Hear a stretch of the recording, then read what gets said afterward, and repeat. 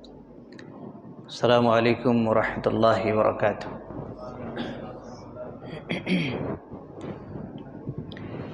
الحمد للہ رب العالمین والصلاة والسلام علی رسولہ الکریم وعلی آلہ وصحبہ اجمعین۔ فاعوذ باللہ السمیع العلیم من الشیطان الرجیم، بسم اللہ الرحمن الرحیم۔ رب اشرح لی صدری ویسر لی امری واحلل عقدۃ من لسانی یفقہوا قولی، اللہم رب زدنی علما۔ سب تعریف اللہ کے لیے ہے جس نے ہم سب کو اپنی سب سے مقدس کتاب قرآن مجید، جو ہم سب نے آج کے اس نماز تراویح کے لیے مسجد ابو عبیدہ بن جراح قلی لین کوتواڑم کی اس عظیم الشان مسجد کے اندر ہم سب تشریف فرما تھے اور قرآن مجید کی چھٹے پارے کی تلاوت کما حقہ ہم سب نے اپنی دونوں کانوں سے سنے ہیں، اور اس چھٹویں پارے کی جو مختصر خلاصہ کلام جو بن سکتا ہے وہ آپ کے سامنے چیدہ اور چھوٹے چھوٹے اہم پوائنٹ آپ کے سامنے بیان کیے دیتے ہیں۔ میں اللہ سے دعا کرتا ہوں کہ رب العالمین آپ کو، ہم کو اور خواتین جو یہاں پر تشریف فرما ہے، اللہ تبارک و تعالی ان باتوں کے اوپر توجہ دینے کی توفیق نصیب عطا فرما، آمین۔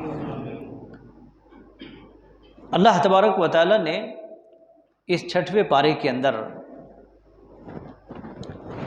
اسلامی معاشرہ جو دنیا کا سب سے بہترین اور پاکیزہ معاشرہ ہوتا ہے، اللہ رب العالمین نے اس کے اندر اس چیز کو بیان فرمایا ہے۔ اس پارے کے اندر اس پاکیزہ معاشرے کو بیان فرمایا ہے،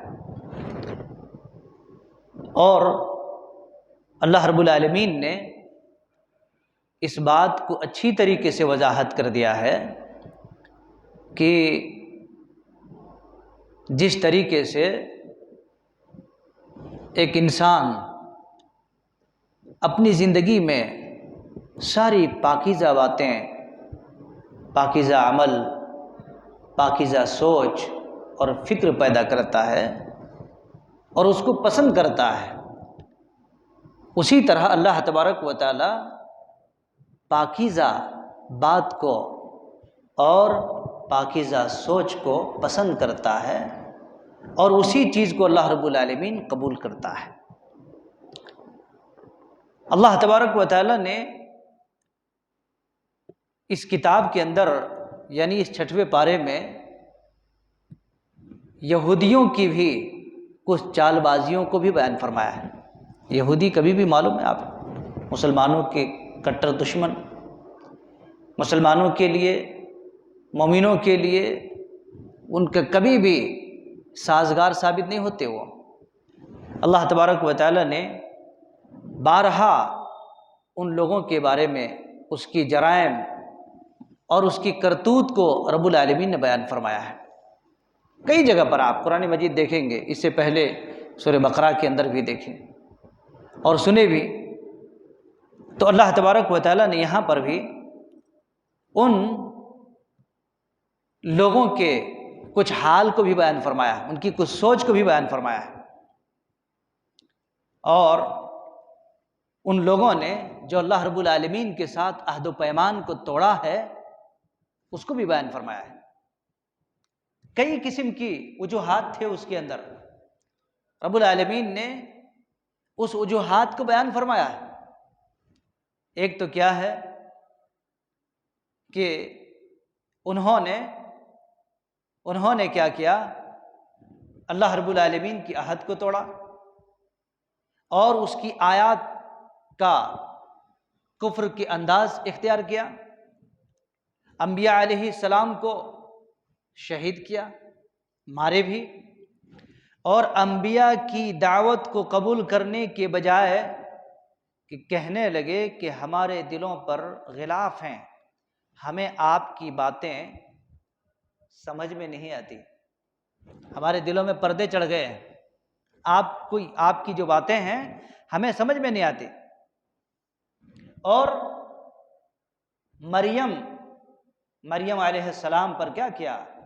تہمت بھی لگایا، تہمت لگائے کہ نہیں لگائے؟ عیسیٰ علیہ السلام کے والدہ پر تہمت بھی لگایا۔ تو اس طریقے سے، اور ان کے پاس جو ایک سب سے غلیظ عادت تھی، سب سے غلیظ عادت، جو آج مسلمانوں کے اندر بھی یہ کافی زور و شور کے ساتھ یہ بات پائی جاتی ہے۔ غلیظ عادت کیا تھی؟ کہ وہ لوگ سود کھایا کرتے تھے۔ کیا کرتے تھے؟ سود کھایا کرتے تھے، جس کو عربی میں ربا کہتے ہیں، عربی میں ربا کہتے ہیں، انٹرسٹ لیا کرتے تھے، اور اس کو اپنے لیے ایک قسم کی حلال تصور کرتے تھے۔ اللہ تبارک و تعالیٰ نے ان لوگوں کے ان تمام قسم کی چالوں کو رب العالمین نے ریجیکٹ کر دیا، کہا یہ سب کے سب جو چال ہیں وہ سب کے سب غلط ہیں، اور اللہ رب العالمین نے اس کے منہ پر مار دی۔ اس کے پاس ایک یہ بھی تھی کہ سیدنا عیسیٰ علیہ السلام کو پھانسی نہیں چڑھایا گیا، وہ اس طریقے سے ایک یہ بھی اپنے دلوں کے اندر پالے ہوئے تھے۔ میرے بھائیوں، حضرت عیسیٰ علیہ السلام یہودی سمجھتے ہیں کہ انہوں نے سیدنا عیسیٰ علیہ السلام کو پھانسی چڑھایا گیا ہے، یا ان کے جرائم میں شامل ہیں، کیونکہ وہ اس کے دعوے پر جو ہے برابر اس بات کے اوپر وہ لوگ کیا ہیں، اسی کو ایک مدعا بنائے ہوئے تھے، کیونکہ عیسائی اور یہودی یہ دونوں ایسے لوگ تھے، ایک دونوں کے اوپر لے دے کرتے رہتے تھے۔ جیسے آج بھی بہت سارے ایسے لوگ ہیں مسلمانوں میں سے، ہر کوئی اپنے آپ کو حنفی کہتے ہیں اکثر و بیشتر لوگ، لیکن ایک حنفی دوسرے حنفی کو کیا بولتے ہیں؟ گالی گلوچ کرتے ہیں، وہ بدعتی ہیں، وہ کافر ہیں، وہ مشرک ہیں، ایسا بولتے ہیں۔ اسی طرح سے یہودیوں کے ہاں یہودی نصرانی کو اور نصرانی یہودی کو، دونوں کو ایک دوسرے پر کچھ نہ کچھ ریمارک کرنے پر آگے آگے رہا کرتے تھے۔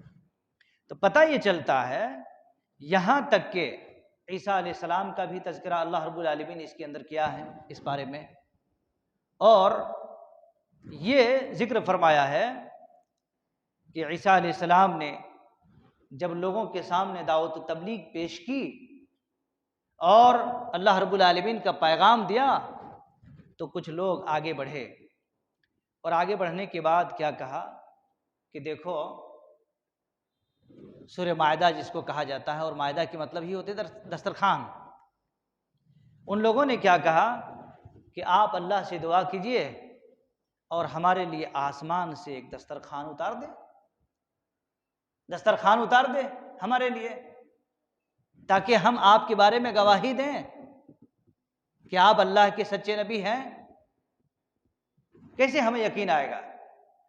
اللہ تبارک و تعالیٰ نے حضرت عیسیٰ علیہ السلام نے دعا کی اللہ تبارک و تعالیٰ سے، اور پھر ان کے مانگ پر اللہ رب العالمین نے وہ عمل اور وہ کام پوری کی۔ جیسے کہ موسیٰ علیہ السلام نے اپنی قوم کے کچھ لوگوں کو لے کر طور پر چلے گئے تھے، اور وہاں جا کر کے ان لوگوں نے اپنی چال کو وہاں پر بھی کچھ کمال بتانے کی کوشش کی، وہ سارے کے سارے لوگوں کو اللہ رب العالمین نے آنن فانن اسی وقت سب کے سب کو مار دیا تھا۔ موسیٰ علیہ السلام پریشان ہو گئے تھے کہ اللہ، ان کو تو ہم آئے تھے یہاں پر تاکہ کچھ دیکھیں اور کچھ غور کریں، لیکن یہ سب کے سب مر گئے، مار دیے گئے، اللہ اب ہمیں یہ لوگ چھوڑیں گے؟ اللہ رب العالمین نے پھر سے ان لوگوں کو زندہ کر دیا تھا۔ تو یہاں پر بھی حضرت عیسیٰ علیہ السلام نے اللہ تبارک و تعالیٰ سے دعا کی، اور دعا کرنے کے بعد پھر ان کے لیے خوان اتارا تھا، دسترخوان اتارا تھا۔ میرے بھائیو، اللہ رب العالمین نے قوم کے لیے، لوگوں کے لیے کیا نہیں کیا؟ اللہ تبارک و تعالیٰ نے پیغمبروں کو ان کی زبان پر تاثیر دی اور رب العالمین نے وہ ساری چیزیں کر کے بتا دی، دکھا دیا۔ میرے بھائیوں، میرے اسلامی ساتھیوں، اللہ تبارک و تعالیٰ نے اس بارے کے اندر ایک بات کا اور تذکرہ کیا ہے کہ اس روئے زمین پر اگر سب سے بہترین کوئی مذہب ہے تو وہ کون سا مذہب ہے؟ مذہب اسلام ہے۔ اللہ رب العالمین نے اس کا بھی ذکر فرمایا ہے اور کہا ہے کہ الیوم اکملت لکم دینکم واتممت علیکم نعمتی ورضیت لکم الاسلام دینا۔ میرے بھائیو، آپ اور ہم لوگ بڑے خوش نصیب ہیں، ہم بڑے قسمت والے ہیں جو اللہ رب العالمین کی اس دین کو سمجھ رہے ہیں۔ اس دین کو حاصل کرنے کے لیے ہم لوگ دروس اور محاضرات کے اندر بیٹھ رہے ہیں، یہ خوش قسمتی ہے ہمارے لیے۔ ورنہ کتنے سارے ایسے لوگ ہیں جھاڑوں کے پاس اور پتھروں کے پاس، بنائے ہوئے مورتیوں کے پاس بیٹھتے کہ نہیں بیٹھتے؟ یہ اللہ رب العالمین کا بہت بڑا فضل ہے کہ ہم سب کے سب زندہ رب کے سامنے بیٹھتے ہیں، زندہ رب کے کلام کو سنتے ہیں، زندہ رب کی باتوں کو سنتے ہیں، جس کو ہم پڑھتے ہیں اللہ لا الہ الا هو الحی القیوم۔ حی القیوم کا مطلب کیا ہوتا ہے؟ وہ حی ہے، زندہ ہے، قیوم ہے، ہمیشہ ہے، ہمیشہ رہے گا۔ یعنی کھانے کی ضرورت نہیں، پینے کی ضرورت نہیں، کسی بھی چیز کی ضرورت نہیں، تو اس پاکیزہ مقدس رب کے کلام کو، پاکیزہ کلام کو ہم سنتے ہیں، اس پر عمل کرنے کی کوشش بھی کرتے ہیں۔ اور اسی طریقے سے اللہ تبارک و تعالیٰ نے اس میں کچھ حلال اور حرام کے بارے میں بھی ذکر فرمایا ہے۔ حلال اور حرام، کچھ معاہدے، کچھ وعدے اور کچھ معاہدے کو بھی ذکر فرمایا ہے۔ اللہ تبارک و تعالیٰ نے مسلمانوں کو ایسی نہیں، اس کی ماحول، اس کی معاشرتی زندگی، سب چیزوں کے بارے میں بیان فرمایا ہے۔ آپ اگر کوئی چیز وعدہ کرتے ہیں تو اس کا مطلب یہ ہے کہ نبھانا ہے آپ کو، وعدہ ہے، معاہدے ہیں۔ اگر آپ کوئی چیز کھاتے اور پیتے ہیں تو اس کا مطلب یہ ہے کہ وہ حلال ہونا چاہیے، اللہ رب العالمین نے شرط رکھا ہے۔ پھر اللہ تبارک و تعالیٰ نے کچھ ایسی چیزوں کے بارے میں ذکر فرمایا ہے جسے لوگ اللہ کے سوا بتوں کے سامنے پیش کرتے ہیں۔ جی، اللہ رب العالمین نے فرمایا ہے کچھ چیزیں ایسی ہیں جس کو حرام کر دیا رب العالمین نے، سود کو، بہے ہوئے خون کو، سور کے گوشت کو، حرمت علیکم المیتۃ والدم ولحم الخنزیر وما اہل بہ لغیر اللہ، جو غیر اللہ کے سامنے چڑھائے جاتے ہیں وہ حرام ہے۔ غیر اللہ کے سامنے، چاہے وہ ایک جھاڑ ہو، چاہے ایک پتھر ہو، چاہے کسی طریقے سے کوئی قسم کے مورت بنے ہوئے ہوں، وہاں پر جو چڑھاتے ہیں اور وہ پرساد اگر کسی کو دیتے ہیں تو آپ کا کھانا حلال نہیں ہے، آپ کے لیے جائز نہیں ہے، نہیں کھا سکتے آپ۔ اللہ رب العالمین اس کو حرام کر دیا ہے۔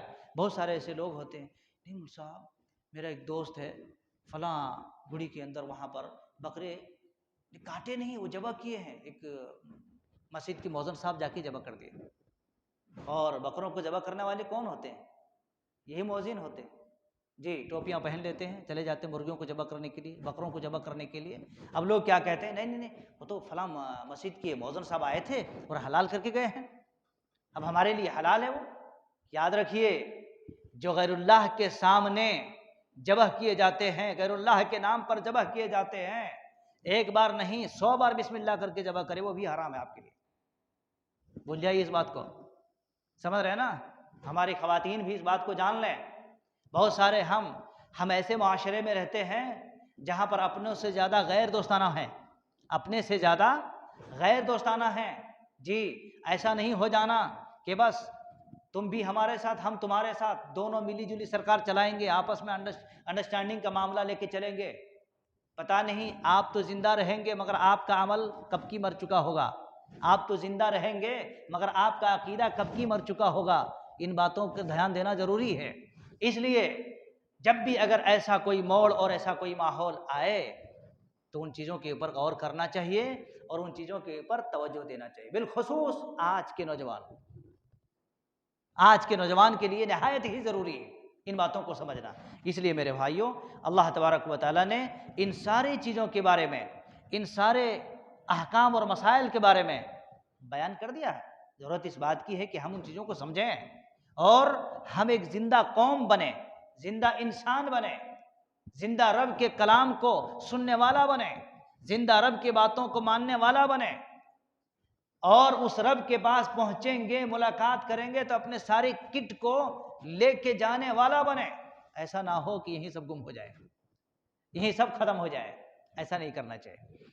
اور اللہ تبارک و تعالیٰ نے اسی طریقے سے کئی سارے احکام اور کئی سارے مسائل کو بیان فرمایا ہے۔ رب العالمین نے پھر ایک شاعر اللہ کہا ہے۔ کچھ چیزیں ایسی ہیں جو شاعر اللہ ہیں، یعنی شناختی، اللہ رب العالمین نے کوئی شناختی چیزیں بیان فرمائے، شناختی۔ اب جیسے اللہ تبارک و تعالیٰ نے شناخت کے طور پر بیان کیا ہے، کیا ہے شاعر اللہ؟